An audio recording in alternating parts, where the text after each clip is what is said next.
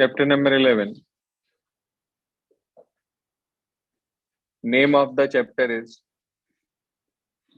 Constructions.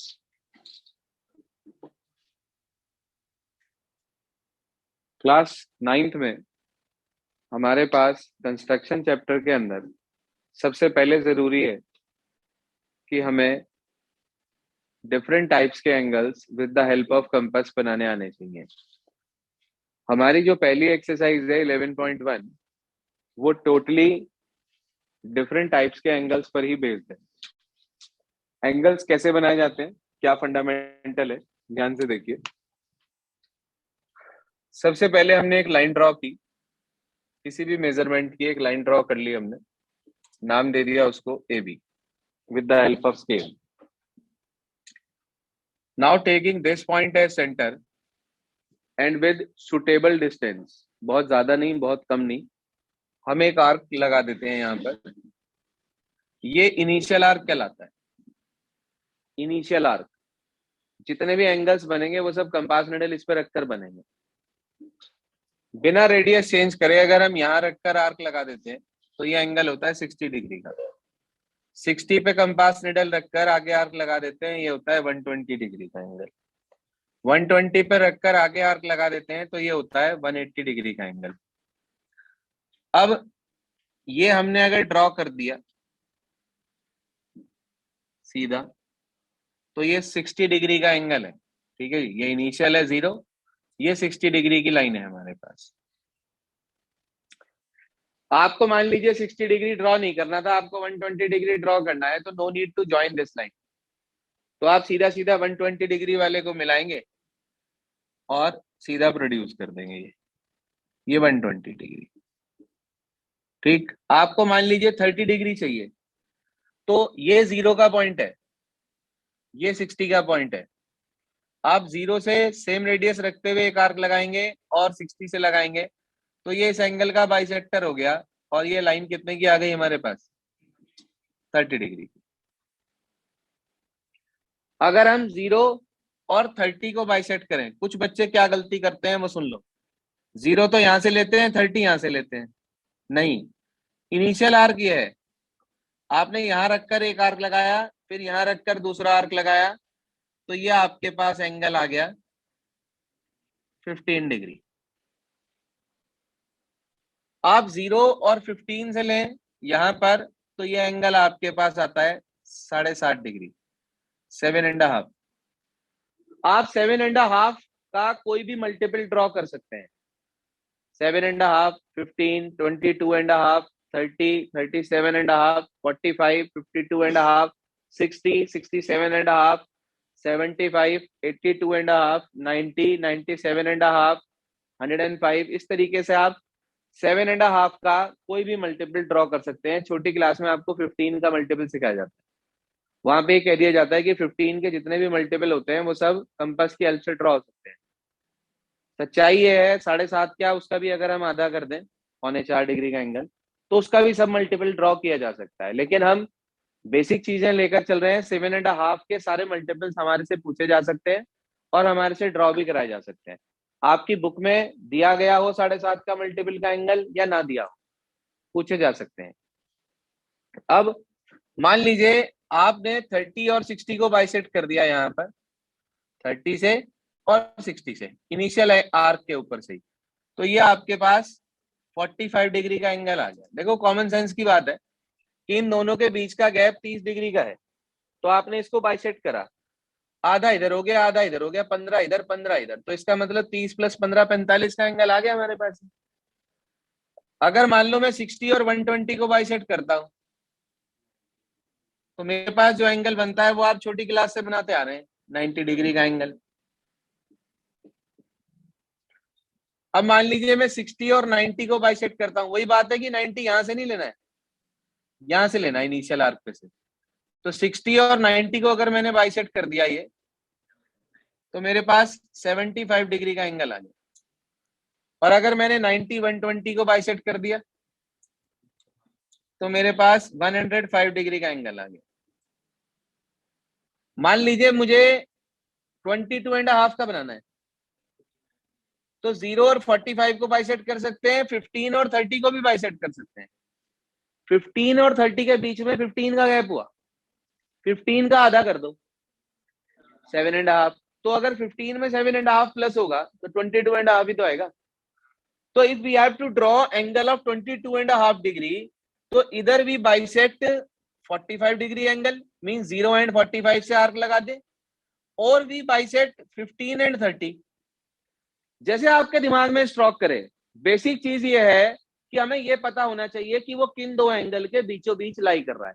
0-45 के बीच में भी 22.5 है, और 15 और 30 के बीच में भी 22.5 है। तो हमारी मर्जी है, हमारी अपनी मर्जी है कि हम किन दो एंगल को बाइसेक्ट करें जिससे कि हमें 22.5 मिल जाए। तो आपने इसे बाइसेक्ट करा, यहां पर ये ड्रॉ करा, तो ये आपके पास 22.5 डिग्री का एंगल है। अब मान लीजिए मुझे ड्रॉ करना है 37.5 डिग्री का एंगल। तो भाई मेरे को पता है 37.5 इज हाफ ऑफ 75। सो इधर भी बाइसेक्ट 0 एंड 75 और 30 एंड 45। भाई अगर मैं 30 और 45 को बाइसेक्ट करूंगा तब भी तो 37.5 पे ही पहुंचूंगा। तो मैंने 30-45 को बाइसेक्ट कर लिया, या मैंने 0 और 75 को बाइसेक्ट कर लिया। ऐसे ही 52.5 चाहिए, तो भाई 52.5 इज हाफ ऑफ 105। तो एक 0 से ले लो, एक 105 से ले लो, तो 52.5 पे आओगे। नहीं तो 45 और 60 को ले लो। यार सीधा सी बात मैं क्या समझा रहा हूं आपको, कि आपके दिमाग में उस समय पर क्या चीज स्टॉक कर रही है, ये ज्यादा इंपॉर्टेंट है, ना कि ये इंपॉर्टेंट है कि आपने रट्टा क्या मार रखा है। मैथमेटिक्स इज नॉट अ रट्टा। आपको सीखना है कि कौन सा एंगल किन दो के बीच में लाई कर रहा है, या वो किसका जस्ट हाफ है। मान लीजिए मुझे 52.5 डिग्री का एंगल ड्रॉ करना है, तो मैं 52.5 के लिए सीधा सीधा 105 पे भी जा सकता हूं। भाई मैंने ये लाइन ली, बेसिक आर्क लगाया, अपना इनिशियल आर्क यहां रखा, 60 लगाया, 120 लगाया, दोनों के बीच में गया, ये 90 की डॉटेड लाइन बना दी मैंने, क्योंकि मुझे 90 नहीं चाहिए इसलिए मैंने इसे डॉटेड बनाया। तो मैंने इसे बनाया ही क्यों, जिससे कि मुझे इनिशियल आर्क के ऊपर 90 का पॉइंट मिल जाए, इसलिए मैंने इसको डॉटेड बनाया।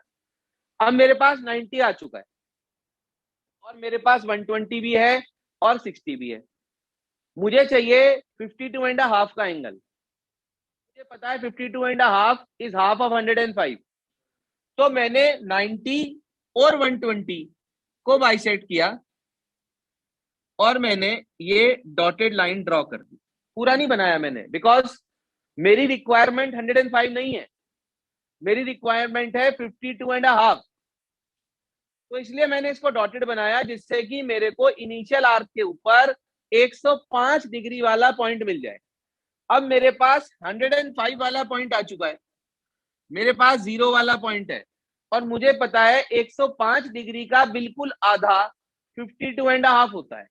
तो मैं क्या करूंगा, बिना रेडियस चेंज करे एक बार यहां रखूंगा 0 पर, और एक बार यहां रखूंगा 105 पर, इस जगह पर 105 पर ये, और इसे मिलाकर प्रोड्यूस कर दूंगा।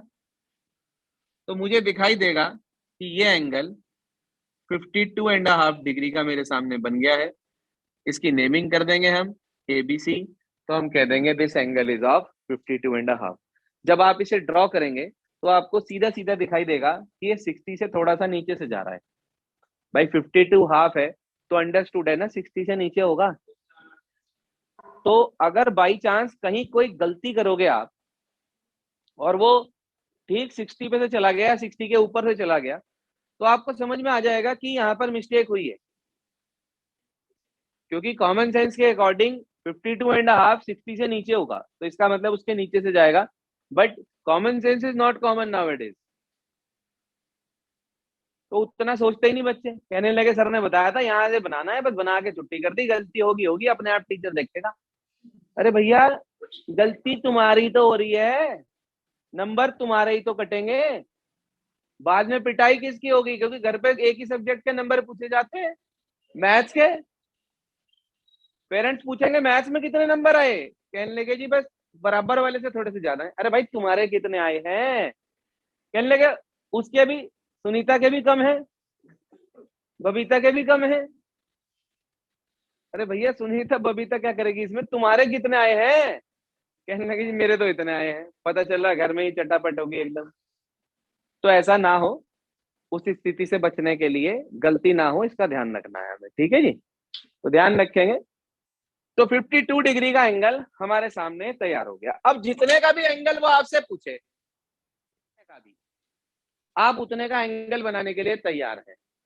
अगर आप तैयार नहीं है तो घर जाके तैयार हो जाइए, बना के देख लीजिए, कहीं कोई दिक्कत आए उसे दोबारा से एक बार गो थ्रू हो जाइए। तो आपको बनाने कौन कौन से एंगल हैं वो सारे नोट कर लीजिए आप अपनी कॉपी में। मैं आपको बताता चल रहा हूँ, घर पे प्रैक्टिस के रूप में इन्हें बना लीजिएगा। कोई दिक्कत परेशानी आई तो आप पूछ सकते हैं। नोट कर लें अपने पास। पहला एंगल 7.5, 7.5 ही नहीं लगती शनि की, 7.5, 15, 22.5, 30, 37.5, 45, 52.5। सारे अलग अलग बनने हैं, एक में ही ना सारे के सारे मिक्सअप कर देना, कहने लगे सबने तो एक ही में बनाए थे, हम भी एक ही में बनाएंगे। ऐसे नहीं करना है, सब अलग अलग बनेंगे। जैसे मैंने इकलौता एंगल बनाया ये 52.5, ऐसे आपको सारे अलग अलग करके अकेले अकेले बनाने हैं, जितने भी एंगल आएंगे आपके सामने ही है। तो 52.5, उसके बाद अगला 60 डिग्री, उसके बाद अगला 67 डिग्री, उसके बाद नेक्स्ट 75 डिग्री, उसके बाद next 82.5 degree, then 90 degrees, then 97.5, then 105, उसके बाद 120 डिग्री या 112 भी बना लो चलो, 112.5 degree, 120 degree, 127.5 degree, 135 degree, 150 degrees, और बस एक लास्ट और बना लो, ज्यादा नहीं दे रहा हूं, 165 डिग्री। पूरी एक्सरसाइज खत्म हो गई हमारी। पॉइंट वन में एंगल ही बनाने हैं सारे, जो बुक में है वो नहीं बनाने हैं, नहीं बनाने हैं। जो आपकी बुक में मेंशन है NCERT class 9 exercise 11.1 chapter number 11, उसमें जितने भी एंगल्स हैं वो आपको नहीं बनाने हैं, आपको सिर्फ ये बनाने हैं जो बोर्ड पे हैं। तो जो बुक वाले हैं वो ऑटोमेटिकली कवर हो जाएंगे, आपको टेंशन लेने की जरूरत नहीं है। एक लास्ट क्वेश्चन उसके अंदर थोड़ा सा अलग है, कह रहा construct an equilateral triangle with the given side and justify the construction. Equilateral triangle के अंदर एंगल कितने का होता है? 60 डिग्री। सारे एंगल 60 डिग्री के होते हैं। उसने बोला गिवन साइड, तो सबसे पहले आप क्या करेंगे, draw a side of length 5 centimetre, कोई भी ले सकते हो आप। इधर you take 5 centimetre, 6 centimetre, 7 centimetre, you can take length of, मतलब टेक एनी लेंथ, ठीक है जी। कोई भी एक लाइन सेगमेंट ड्रॉ कर लेंगे किसी भी लेंथ की। उसके बाद उसके दोनों एंड पॉइंट्स पर 60 डिग्री का एंगल बना देंगे, दोनों एंड पॉइंट्स पर 60 डिग्री का एंगल बना देंगे। जहां वो दोनों 60 डिग्री की आर्म्स मीट करेंगी जाकर, वो आपके पास वर्टेक्स ए हो जाएगा। बीसी आप ड्रॉ करेंगे नीचे तो ट्राइंगल बन जाएगा एबीसी। हाँ बहुत अच्छी बात है। एंगल बनाना है हाँ वो कंपास से बनाना है डी? सर कंपास से तो कुछ भी डी से नहीं बनाना है सर, डी को तो भूल जाओ आप, डी कुछ था। ये आ गया 60, ऐसे इधर बनाएंगे आप 60, ये जहां दोनों मिलेंगे जाकर, ये भी 60 का ऑटोमेटिकली हो जाएगा, ये भी 60, ये भी 60। ये आपने ड्रॉ करिए मान लीजिए 5 centimetre, then automatically you will get these two sides also 5 centimetre. ये आपके पास क्वेश्चन नंबर 4 हुआ। तो अकॉर्डिंगली हमारे पास ये 11.1 खत्म हो जाती है। अब इसके बाद आगे चलते हैं 11.2। देखो अब जो एक्सरसाइज आप पढ़ने जा रहे हो ना, बहुत आसान सी एक्सरसाइज है। काफी हद तक जो क्वेश्चंस हैं वो सिर्फ और सिर्फ दो कैटेगरी पर बेस्ड हैं। एक वो जिसके अंदर हमारे पास बेस होता है, बेस एंगल होता है, सम ऑफ अदर टू साइड्स। और दूसरी कैटेगरी बेस होता है, बेस एंगल होता है और difference of other two sides. सिर्फ 4 क्वेश्चन हमें करने हैं, first, second, third and fifth. जो क्वेश्चन नंबर फर्स्ट और फिफ्थ है वो दोनों एक कैटेगरी के हैं, जो सेकंड और थर्ड है वो दोनों एक कैटेगरी के। फोर्थ कट है। According to the deleted syllabus of 2021-22 CBSE की तरफ से ये क्वेश्चन नंबर 4 हमारा डिलीटेड पोर्शन में है, इसलिए ये इसे हमें यहाँ पर नहीं करना है। What do you mean by दोनों एक्सरसाइज? सिर्फ सेकंड एक्सरसाइज का क्वेश्चन नंबर 4 कट है। 4 क्वेश्चन आपको इसके करने हैं, ध्यान दीजिए। पहले हम ले रहे हैं टाइप 1। टाइप 1 क्या है? जिसके अंदर हमारे पास बेस होगा, बेस एंगल होगा और sum of other two sides होंगी। हाँ जी sir, base, base angle and sum of other two sides. तो वो कैसे होगा, क्या तरीका है काम करने का? पहले मैं आपको सिर्फ प्रोसीजर सिखा रहा हूँ, क्वेश्चन कोई नहीं ले रहा हूँ। First of all we will take the procedure only. जो भी हमें बेस गिवन होगा, हम सबसे पहले उतने सेंटीमीटर का बेस ड्रॉ कर लेंगे, जिस भी लेंथ का होगा, 7 सेंटीमीटर, 5 सेंटीमीटर, 10 सेंटीमीटर, जो भी लेंथ होगी आप उसे ड्रॉ कर लेंगे।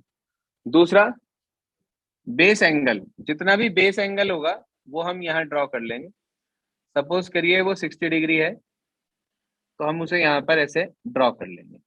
कोई प्रॉब्लम? तो 2 स्टेप बिल्कुल क्लियर हो गए सबको। तीसरा स्टेप, जो सम ऑफ अदर टू साइड्स होगा, मान लो आपको बीसी तो दे रखा है और दो साइडों का सम ए बी प्लस ए सी आपको अलग से दे रखा है, मान लीजिए 9 सेंटीमीटर। तो you take 9 centimetre in your compass. कैसे? आप एक स्केल रख लेंगे, उसमें 0 पर और 9 पर एक एक डॉट लगा लेंगे, कॉपी पे लगा लेंगे। कंपास निडल यहाँ रखेंगे, यहाँ तक का डिस्टेंस ले लेंगे और बी पर रखने के बाद क्या करेंगे, हम उसे आर्क कट कर देंगे डी पर। क्लियर है बात इतनी? जैसे ही आप यहाँ पर ये आर्क कट करेंगे, इसे ज्वाइन कर देंगे सी से। कोई प्रॉब्लम? क्लियर है इतना? सबसे पहला स्टेप बेस, दूसरा स्टेप बेस एंगल, तीसरा स्टेप जितना सम है उतना arc cut, mark that point as D, join D C by the dotted line. 4 step समझ में आ गए सबको? पांचवा स्टेप हमारे पास है कि आपको इस सीडी का परपेंडिकुलर बाइसेक्टर ड्रॉ करना है। क्या ड्रॉ करना है? Perpendicular bisector. कैसे? सी पे रखेंगे कंपास निडल, हाँ भाई सी पे रखेंगे compass needle, more than half लेकर, मोर देन हाफ कहीं भी अप्रॉक्स, एक आर्क इधर कट कर देंगे, एक आर्क इधर कट कर देंगे, कर देंगे with same radius, taking D as centre, cut these 2 arcs. Perpendicular bisector तो छोटी क्लास में सिखाया जाता है। किसी भी लाइन सेगमेंट के एंड पॉइंट पर कंपास निडल रखकर मोर देन हाफ लेकर एक आर्क ऊपर एक आर्क नीचे, दूसरे एंड पॉइंट पर सेम रेडियस से बाकी दोनों आर्क को कट कर देंगे और इसे डॉटेड ज्वाइन कर देंगे। ये क्या बन गया इसका? Perpendicular bisector. पक्का? यहां तक ओके? अगर ये परपेंडिकुलर बाइसेक्टर इसे कट कर रहा है तो ठीक, नहीं कट कर रहा है तो इसे प्रोड्यूस करके कट करा देंगे। यहाँ पर जिस भी पॉइंट पे कट करेगा उसे ए नाम दे देंगे और ए को सी से जोड़ देंगे। ठीक, तो ट्राइंगल एबीसी तैयार हो जाएगा हमारे पास। बात समझ में आई क्या? दोबारा सुन लो। सबसे पहले बेस, फिर बेस एंगल, फिर जितना सम है वो इसके ऊपर arc cut. Mark this point as D, join this D to C, draw perpendicular bisector of DC by taking any of the line end point of the line segment as the center, radius more than half of this side. Cut two arcs with other end point with the same radius. We cut the previous arcs. Produce, join these two intersections. इन्हें हम join करेंगे। अगर ये perpendicular bisector हमारे पास इस line को cut कर रहा है BD को तो ठीक है, उस पॉइंट को ए नाम दे देंगे। नहीं कट कर रहा है तो प्रोड्यूस कराकर ए नाम दे देंगे, ज्वाइन करेंगे, आपको ट्राइंगल मिल जाएगा एबीसी। अब आप कहो सर हमें तो डाउट लग रहा है। चलो बेस हमने बनाया, ठीक है, एंगल हमने बनाया, ये भी ठीक है, क्या इन दोनों साइडों का सम उतना ही आएगा? 101% इनका सम उतना ही आएगा। हुआ क्या है, ये जो एडी वाला पार्ट है ना, ये एक तरह से यहां पर आ गया। क्यों हुआ ऐसा? इसका बेसिक लॉजिक क्या है? एक छोटा सा कंसेप्ट समझ लो आप, कि कभी भी आप किसी भी लाइन सेगमेंट के ऊपर ध्यान दीजिएगा, कभी भी किसी भी लाइन सेगमेंट का यदि आप परपेंडिकुलर बाइसेक्टर ड्रॉ करते हैं तो उस पर लाई करने वाला हर एक पॉइंट लाइन सेगमेंट के दोनों एंड पॉइंट से इक्वल डिस्टेंस पर होता है। हर एक पॉइंट कहीं भी ले लो आप इस लाइन सेगमेंट पे, वो हमेशा इक्वल डिस्टेंस पे होगा। तो आपने देखा मैंने सीडी का परपेंडिकुलर बाइसेक्टर ड्रॉ करा और ए उस परपेंडिकुलर बाइसेक्टर पे आने वाला एक पॉइंट है। इसका मतलब ये ए डी से और सी से इक्वल डिस्टेंस पे होगा। इसका मतलब जितनी एडी है उतनी क्या है? एसी है। तो अगर आप इन्हें मेजर करके देखोगे ना, एबी को अलग और एसी को अलग, तो इनका सम इतना ही बैठेगा। और अगर आप इन दोनों को मेजर करके देखोगे एडी और एसी को, तो आपको इनकी लेंथ सेम दिखाई देगी। लॉजिक क्या लगाया कि every point on the perpendicular bisector of any line segment is always equidistant. Equidistant means equal distance होता है। Is always equidistant from the end points of the line segment. ये logic इसके अंदर लगा है। कंस्ट्रक्शन जब भी बनती है तो उसके अंदर ज्योमेट्री का कोई ना कोई कंसेप्ट यूज होता है। कंस्ट्रक्शन हवा में नहीं बनती कभी भी, कि आपको कोई भी चीज कभी भी किसी भी क्लास में अगर सिखाई गई होगी तो उसके पीछे एक फंडामेंटल होगा। बेसिकली फंडामेंटल्स कुछ टीचर्स बता देते हैं, कुछ टीचर्स नहीं बताते हैं, लेकिन अगर आपको वो लॉजिक क्लियर हो जाता है तो कभी भी आप गलती नहीं करते हैं। तो यहां जो कंसेप्ट यूज करा हमने वो ये कि every point on the perpendicular bisector of any line segment is always equidistant from the end points of the line segment. इस बिहाफ पर आपका क्वेश्चन नंबर 1 हो जाएगा 11.2 का, और एक क्वेश्चन नंबर 5 हो जाएगा। क्वेश्चन नंबर 5 में ना डायमेंशंस बहुत बड़े बड़े हैं, उन्हें आप प्लीज छोटा कर लीजिए, क्योंकि नहीं तो आपको कंपास में लेने में दिक्कत आएगी। आप एक काम करिए, बेस तो ले लीजिए 6 सेंटीमीटर, पहले वाला जो 12 है उसे 6 कर लीजिए कट करके, और बाद वाला जो 18 है उसे 9 कर लीजिए। बाद वाला जो 18 है उसको 9 कर लीजिए। आज आपको क्वेश्चन नंबर 1 और क्वेश्चन नंबर 5 दोनों कंप्लीट करने हैं। कल की क्लास में मैं आपको इसकी सेकंड कैटेगरी सिखाऊंगा, उसके अंदर अपने आप में 2 कैटेगरीज हैं, that we discuss tomorrow. So today you all have to complete exercise 11.1 with different types of angles and question number 4, as well as 11.2 exercise question number 1 and question number 5 only.